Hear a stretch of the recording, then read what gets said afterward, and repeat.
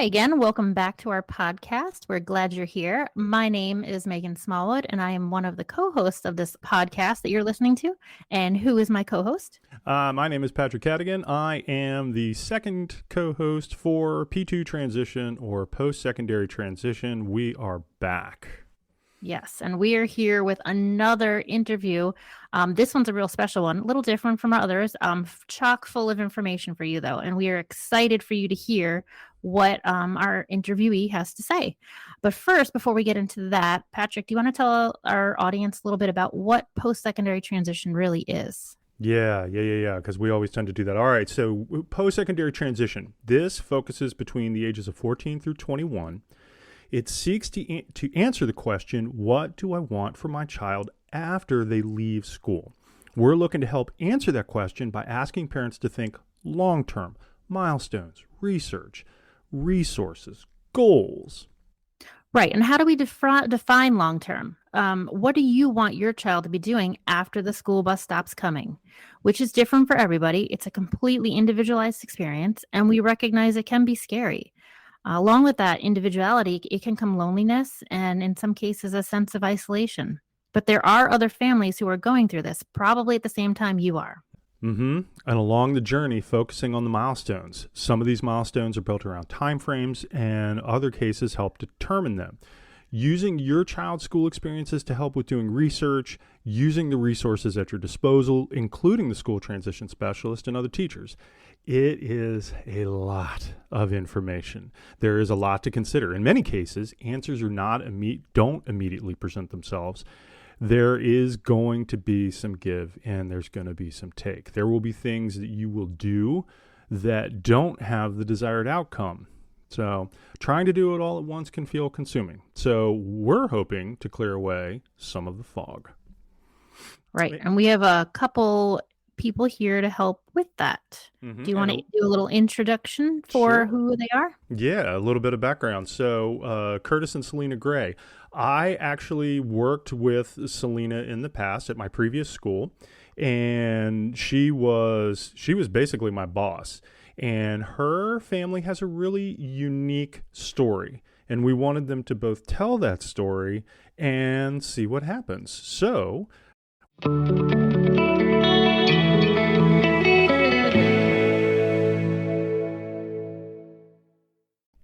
and so today we're lucky enough to speak with Selina and Kurt about their foster son, Phillip. Thanks for joining us, guys. Thanks for having us. Yeah, so different scenario than some of our other guests on the podcast. So do you mind just telling us a little bit of background, mostly starting with Phillip when he was going through that like post-secondary time, getting ready to leave the school system? Phillip had been my student for 8 years. But his parents and I had talked many times. They knew that they didn't want him living with them forever because they have other children and they understand like that's a process. Part of growing up is moving out and getting your own place. So they had started talking to me early about the possibility. They knew my background was residential.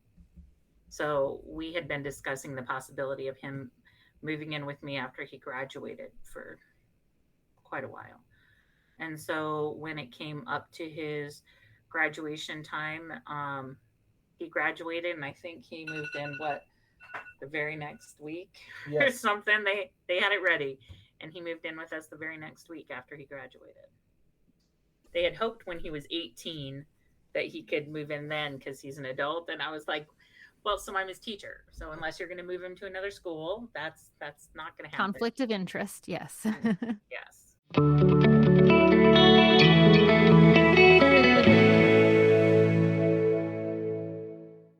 So could you just give us a little insight into, Phillip's disability and his level of need overall? So Phillip has autism, and he is verbal, but he is non-conversational verbal. The majority he's echolalic, meaning he will generally echo the last thing that you said is what he will repeat. So understanding his needs can be pretty difficult at times. He doesn't have safety awareness at all. So he does need watched and supported most of the time. Like when we go out, he will walk out in front of a car. He will not notice that the car is moving. When we're in groups, he will not notice if he has left our group and joined a completely different group of people that he does not know. But he is somebody who can work. He is somebody who, once you teach him a job, then he knows the job.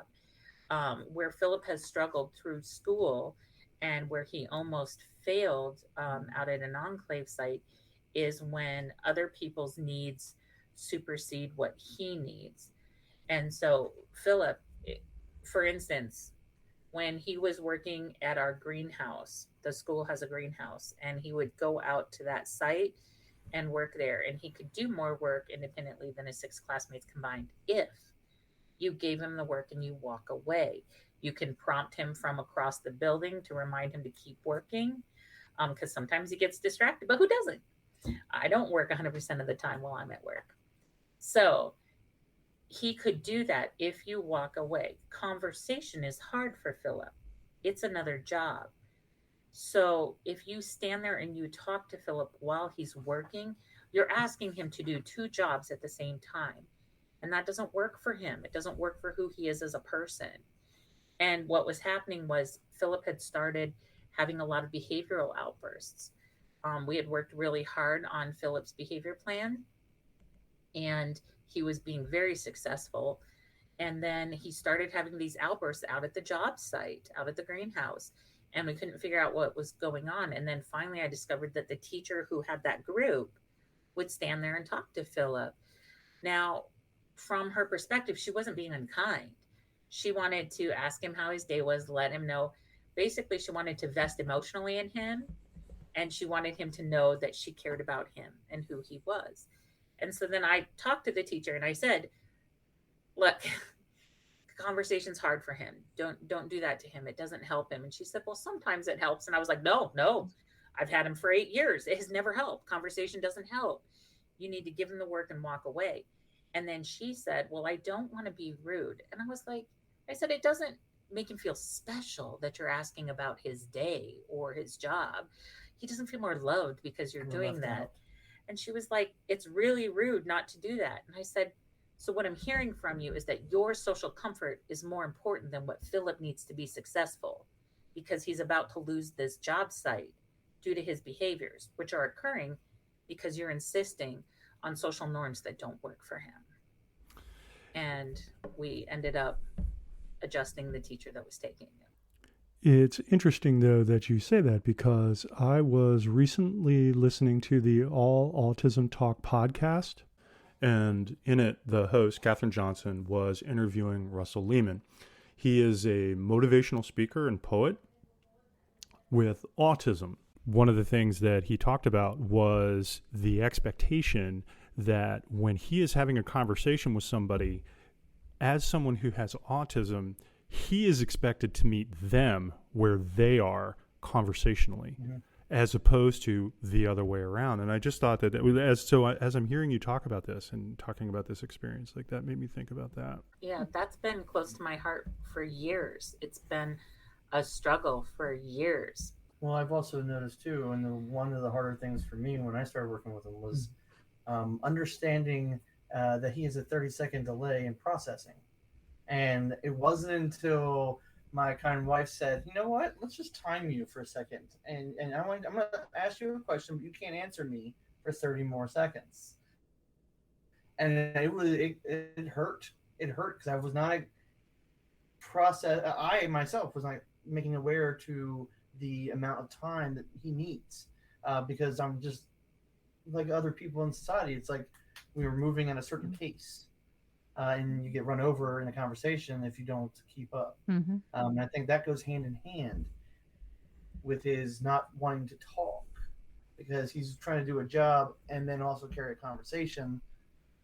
And that took a while. I had to keep my prompts and questions short and give them time, and we've now been more successful.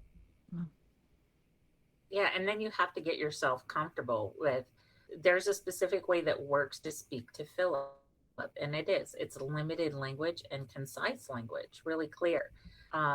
which the funny thing is, socially speaking, it sounds rude. It sounds rude. So Joe Average, who's listening to you talk to him, they're like, why are you being so rude? And you're thinking, I'm not. I'm communicating in a way that works for him. That's what he needs. And I'm okay with that. The 30-second delay was funny. And the reason I made him time it is because he, like so many others, it's documented all over. Phillip has a 30-second delay, but people will wait 5, maybe 6 seconds, and they think it's been 30, but it's been 5 or 6. And 30 seconds is much longer than people think. It is. But if you can get that timing down, then you know. Because as you repeat it to Phillip, he would become more elevated. His behavior would become more elevated as you repeat things. And it like resets him every time. I lost track of how many times in the classroom Phillip would be bouncing on a therapy ball. And I would say, all right, it's time for us to get ready for buses. Go pack up your backpack. He continues to bounce. Like I said, nothing. And then a solid 30 seconds later, he just stands up like I just spoke and goes and does exactly what I said. If I don't repeat the direction. If I repeat it, he will become more elevated. And then it's like he cannot remember what he's supposed to do. And my perception has always been it's resetting every time I say it. And now he's stuck in what step he's doing.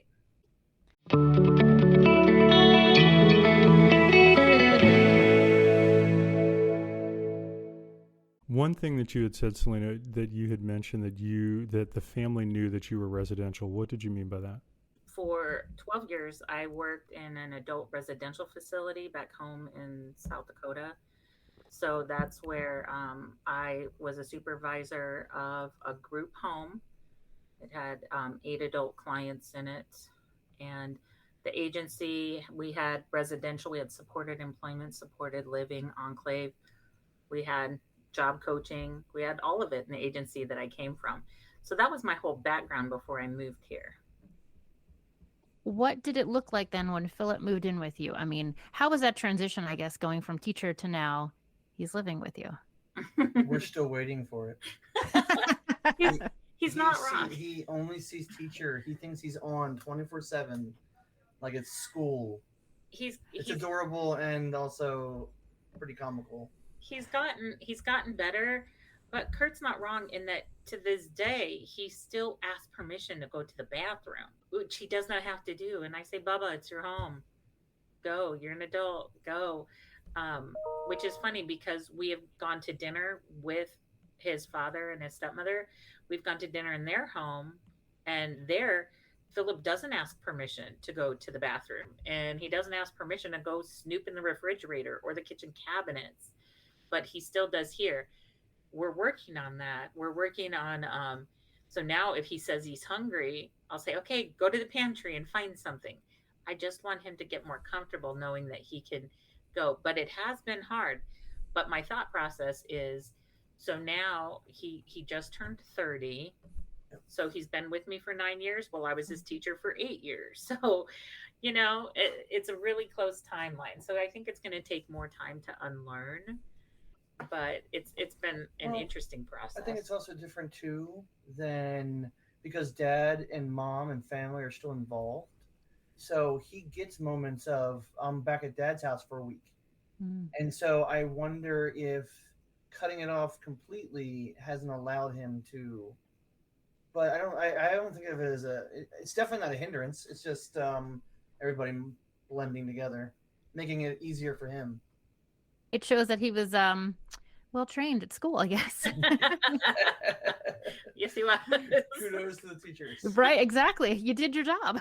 Right.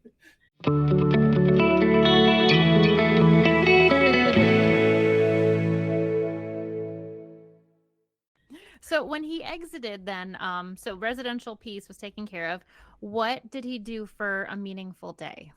So originally he started out in an adult day program. Kurt would take him to his work van. The work van would pick him up in a location, and there were several other clients that would get picked up at that time. He'd go to the day program all day long.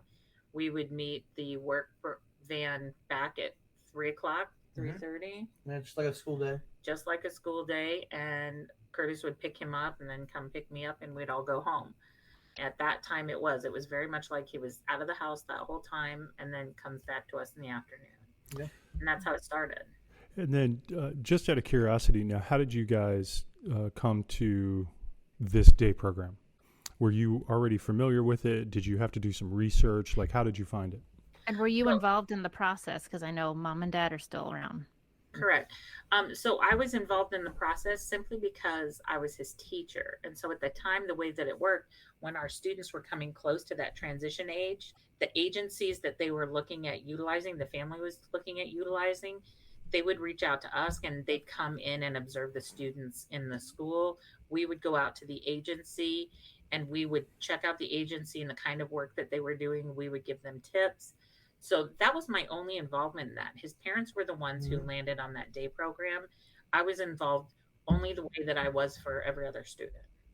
That's what was my knowledge, was that the schools almost did like field trips for those kids, and the teacher would go, and then they would kind of go through a step by step of what the day would be for them, and seeing how they would react and how the teachers could then mold their day to day to fit that, what that program would be.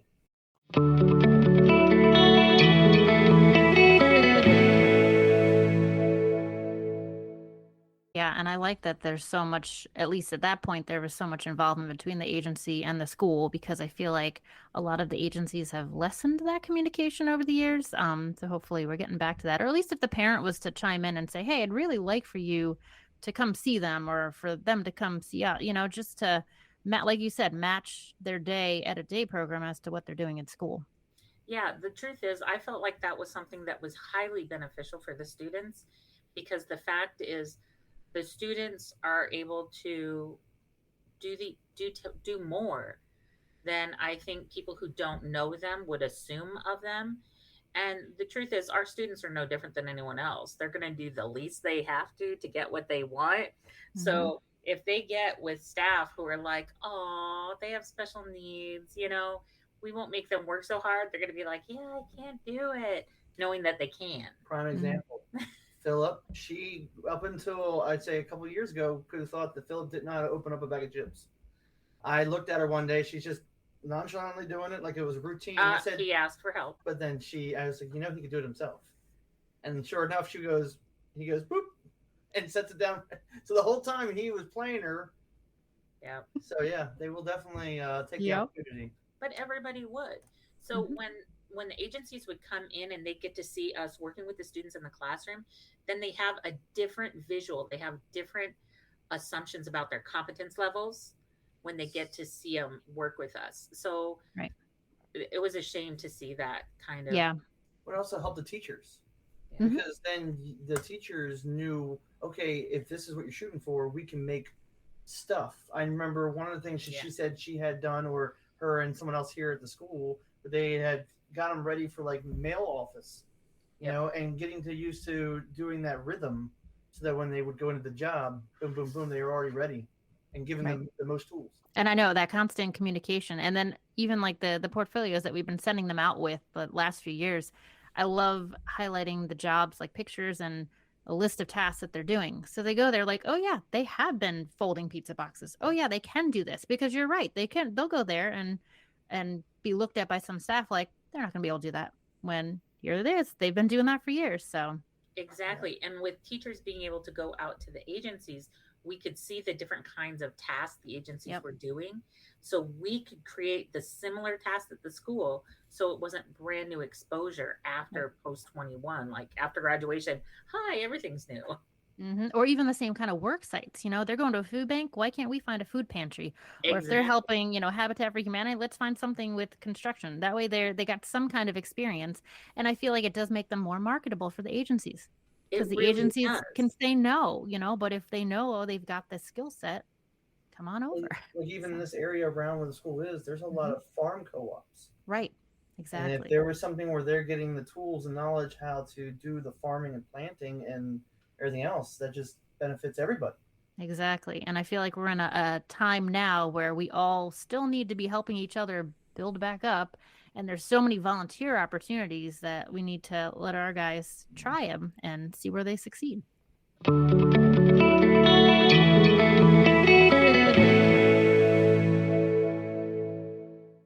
one of the questions that I have as I'm hearing everybody kind of talk about this stuff, did you guys get a choice as to the types of activities that Philip was going to do throughout his day within the day program? So his parents did. They had me sit in on the interview to give feedback, but that's not really required of teachers. But of course, I did. But what they did was they ran us through, and there were only like three different areas where they were like, Philip had an option. They said, hey, just so you know, we offer this class. So he would be working at a station, but at this time he could leave that station and come and do this class, this class. There were like three of them. And so they asked, would it be something he was interested in? And like, I remember one of them being a computers class that he could have done, which Philip wouldn't have cared about, but there was a music class. We knew he would. So we said, yes, absolutely. And I can't remember what the third one was, but that was all that we had the input about his programming, because I remember we had worked hard with Philip. Philip could work at a greenhouse and do more work independently than all six classmates combined. But when he got to his adult day program, their belief about his skill set at the time, they said they could not put him over in like the enclave kind of part of the agency. They kept him into the main floor. And when you say enclave, what is enclave? They were people, those were clients who would actually go out to different job sites in a group. They would get to go to different job sites. And they said that Philip could not go out to the different job sites. So he worked in building all the time? He worked in building at all times.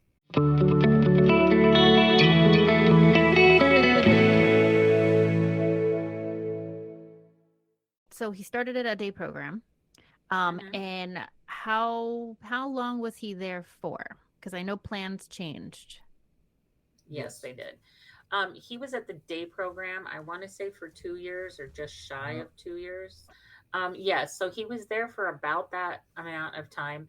It was a struggle. There were concerns that we had. The fact that Philip was considered to not be independent enough to be able to do the enclave work when he could.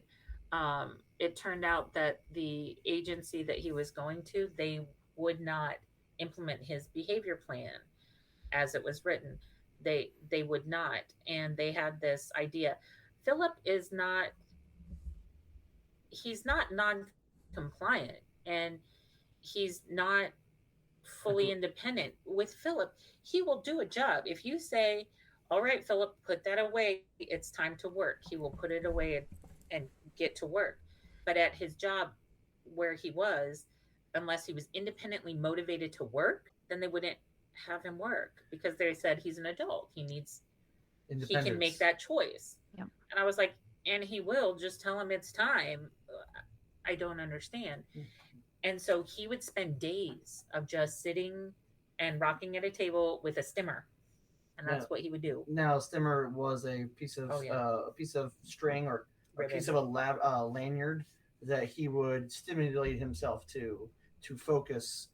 His parents instituted that. We have since taken it away because it became more aggressive.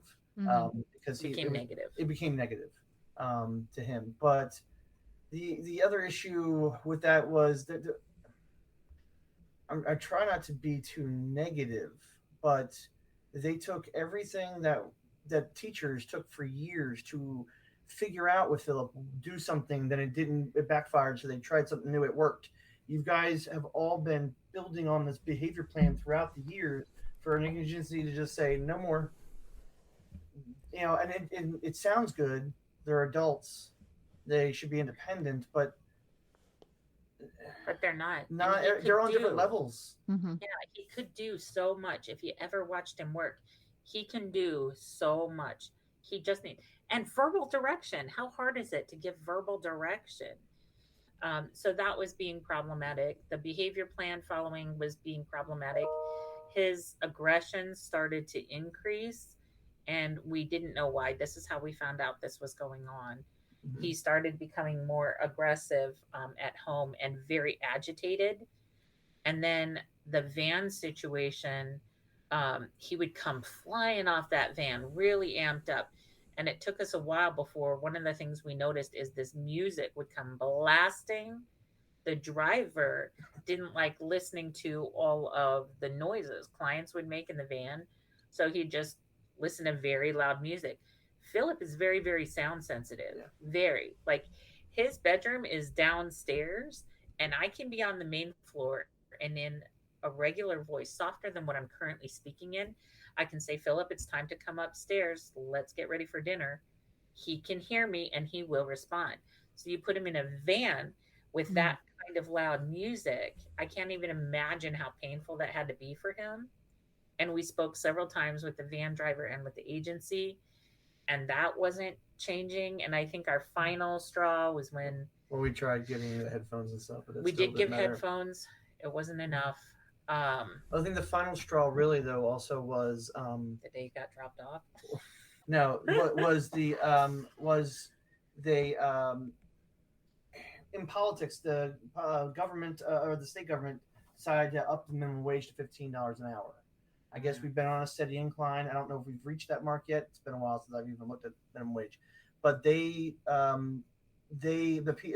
kids there fell under the guidelines that they were required to have minimum wage. Mm-hmm. And a lot of the jobs that they were getting were redos, like they were repacking folded blankets in skids, and it would go through the process and back on the U-Haul truck. Those people were like, we're not paying $15 an hour for a job that's being redone that we could pay one person. So a lot of those jobs were gone, and we got a note saying that Philip was going to go in the rec and leisure room, which because they deemed him not able to go on job sites. Yeah. As we were just saying, that if you gave them you'd learn, and each job site had 2 staff, and for them to understand that all they needed to have one person come around and say, hey, go back to work, and then keep walking. But because he wasn't independent, he was going to be stuck in a room, and they were going to go on community jobs, which his dad would have to pay for money to the mall and everything else on top of everything else that they've already. So that's interesting how they handled that. Yeah, not well. In talking with his dad and with Curtis, Curtis decided he would take over Philip's day programming full time. Self-directed has been... So self-directed is the way we went after that.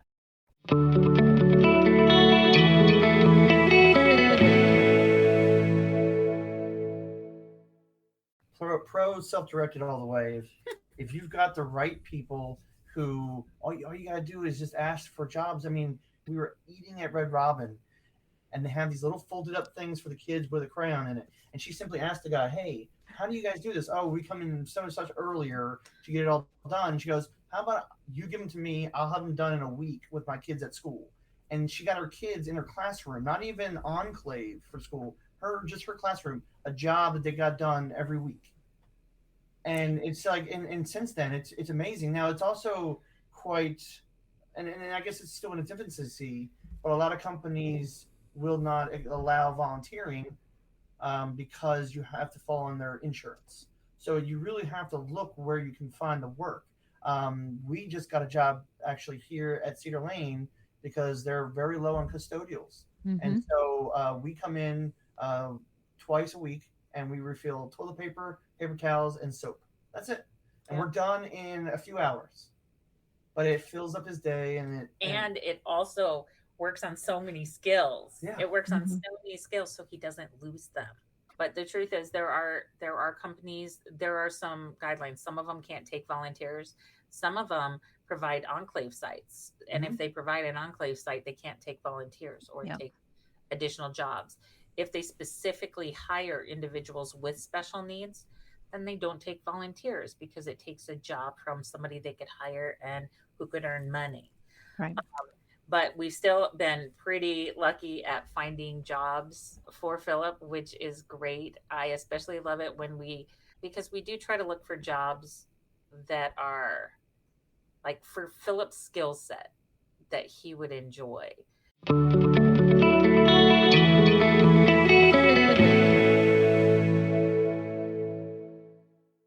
Now, the truth is, when it comes to my Phillip, Phillip loves what I call monotonous jobs. It's if he can do the exact same thing every single day, like that brings him joy. Mm-hmm. Because when you're working with him, that's what you get to do. But that's about him, and it's not about me. And that's what he likes. He really likes things that are the exact same every time, and you just watch him be so peaceful. He works out at a horse farm, and watching him work, he's so much more comfortable with those horses than I am. I don't know Now, horse language, so I get I will also nervous. say the horse farm is more for deep pressure for him. There's a lot of lifting, a lot of It's so heavy Mm-hmm. good. work. He may not be too prone to want it, but it's better for him in the long run because he's so hyper active Yeah. that it helps really bring him down for a period of time, tire him out. And it also works because Philip was exposed to horses, and he had horse therapy as a child. He's very comfortable. He brushes them, he does all of that. And then the most calm, the most content I've seen him there, he got to clean like the horse saddles with the leather and the straps and all of that.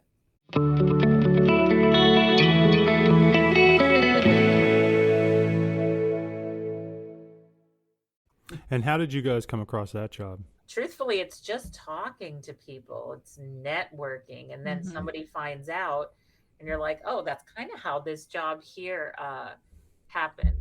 I was speaking with the principal, and we were talking about this shortage with custodians, and like when you have one custodian during the day, and there were so many classrooms who were being shorted, like you just couldn't get to it. So no toilet paper or no paper towels.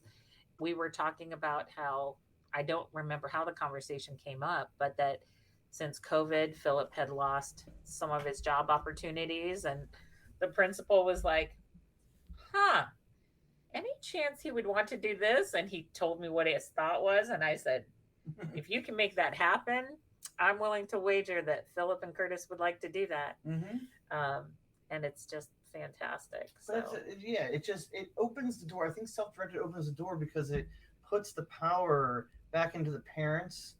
You're not having to work through government agency.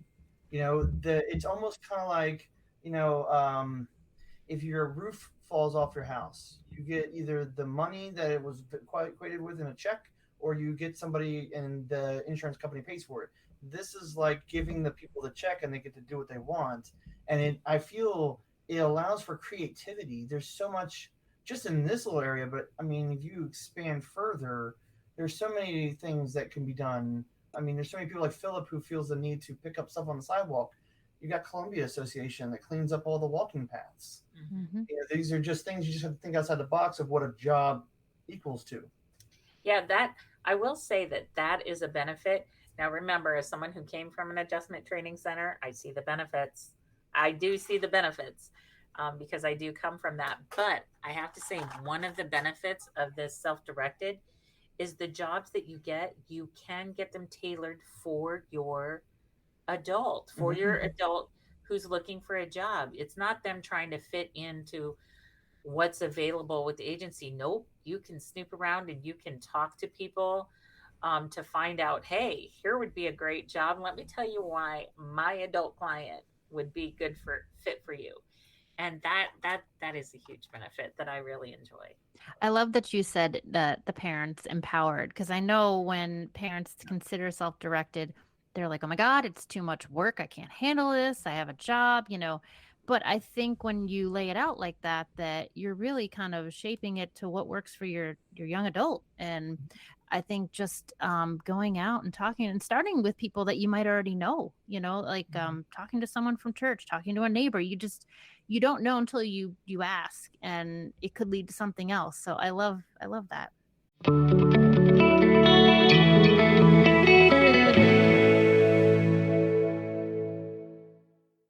Yeah, and you can find jobs for anybody based on their likes. I know you know this story, but I had an adult client who all he liked to do, the only thing that was reinforcing to him in the world that I could find was tearing paper. He would sit and tear paper. He'd do anything for you to let him tear paper. I don't know why, it's what he liked. But all I thought was, what kind of a job am I going to get him? What kind of a job? finally it hit me one day, and we went and approached a movie theater. And he would work. I approached the movie theater. I explained that I would come in as the job coach. I would teach him the job. They just have to train me. I will stay as long as it took to train my client. And he would clean the movie theater. He would take out the trash and everything for 1 hour of being able to tell people theater two, rip. And so he had a built-in reward system in that, and it was part of the job, part of the job. And that's half. I think when you can get a job for a client, for your adult client, or your adult child, that is tailored for them, Mm-hmm. I think seeing their But not joy only, and their success is Right. but not totally only that worth it. too, you also have control on who is taking your child out, because Mhm. you can get a family friend, you can get somebody who really knows him or her, and they feel comfortable and they would get the most out of them. Maybe you're not able to do it because you're the broker of the finances and everything coming in, but you can find a cousin, an aunt, a grandparent, maybe a retired grandma or grandfather who just wants to get out and get hours in the day to do stuff. They could be spending time with their grandchild Right. and doing it. It allows more, like I said, more Flexibility for sure. ability. Yes. And I think too, it's really neat. I know someone who loved shredding, and instead, and the parent was a little nervous about going to a business with them, so they would actually go to different businesses, organizations, and bring it home. And they had a whole shredder set up, like a industrial size one, and they would do it there. But it was their way of, being part of the community by advertising. They had to go approach the business. They made a little flyer up. They'd go get it. They'd go back and get more. It was just their way of doing it and at their comfort level.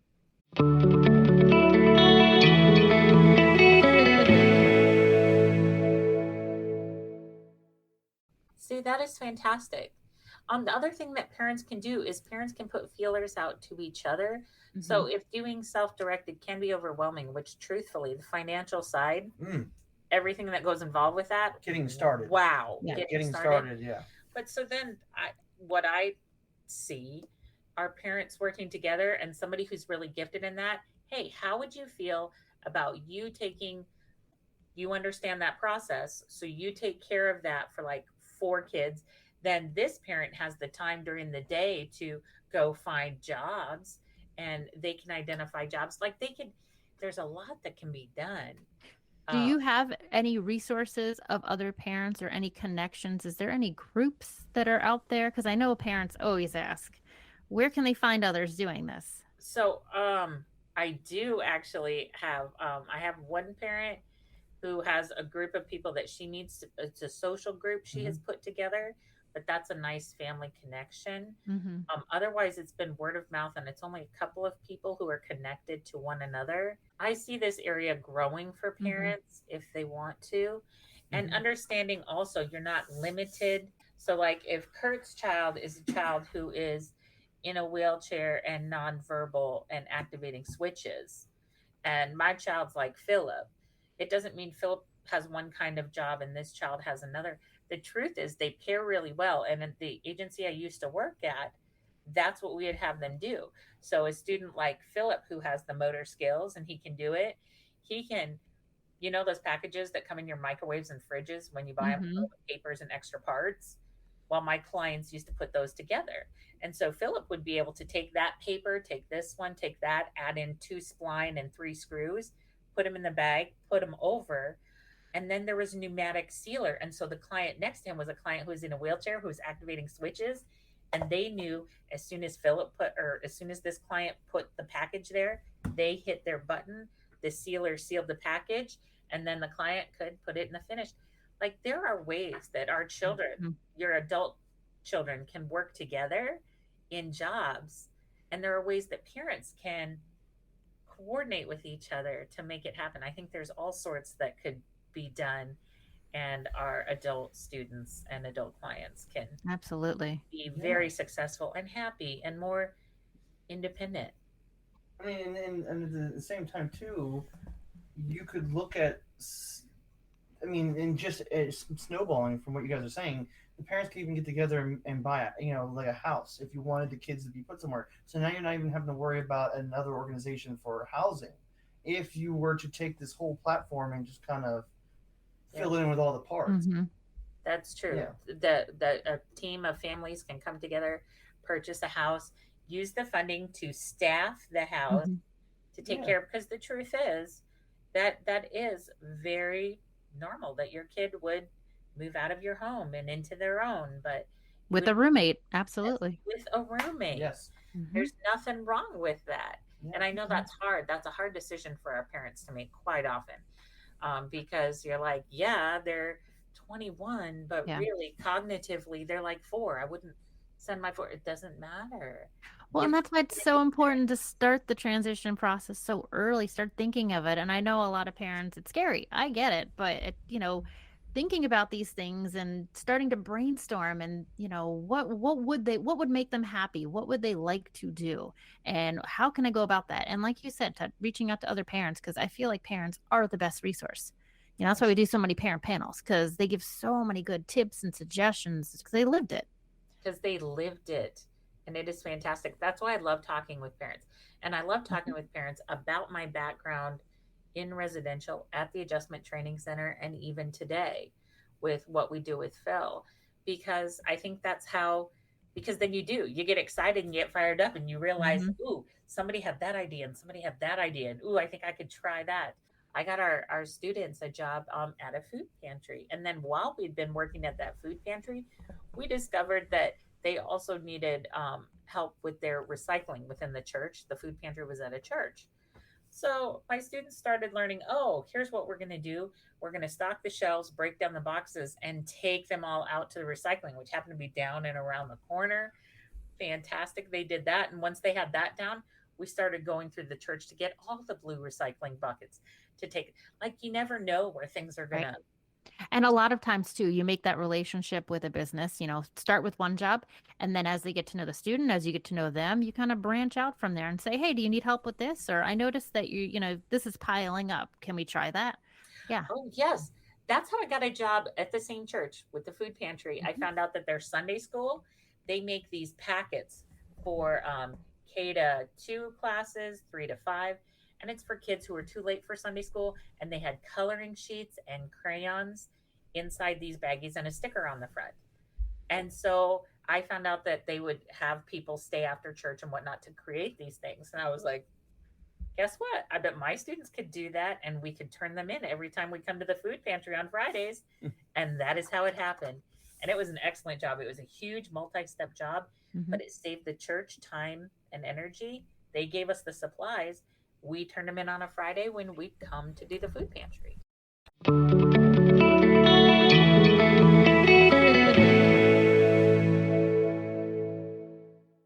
And I think going into the business, like, how can we help you? Not here's a disabled adult that we want to try and find a job for. I think changing the mindset to like, he's here to give back to the community. What can we Yes, do to help the community? I think it kind of makes them realize, oh, they could be a meaningful volunteer or employee, even. They're exactly. there as just like everyone else to do a job and to help out. Yes. Exactly. It isn't charity. You're not Right. giving these clients charity. They are here. You have a need. Our client Exactly. can take care of that need. We're filling that need. Right. It's this little symbiotic relationship. Yes. Yeah. It is not charity. No, not at all. No. To be honest with you, in my time, I've never been when approaching for jobs. I will say I've never had someone look at it as charity. They had a hard time wrapping around the fact that they were getting 2 employees for one. Like they were like, how do I do this? That was more of the harder parts. But yeah, no, it was it's just there is, like I said, it's still in the infancy. So Mm-hmm. working around insurances and that kind of stuff to get them into more mainstream jobs or being in the community, because I mean, us being at a horse farm, we're not really mingling with people, and that would be more Which works for Philip, by the way. it would, yes, but if I had another client, I don't know if that would work so much. Right. But his other job was a library. Again, great environment for Philip.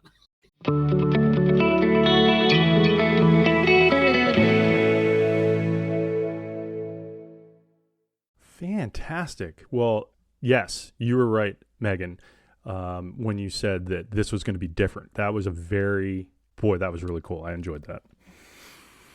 All right, so here we go.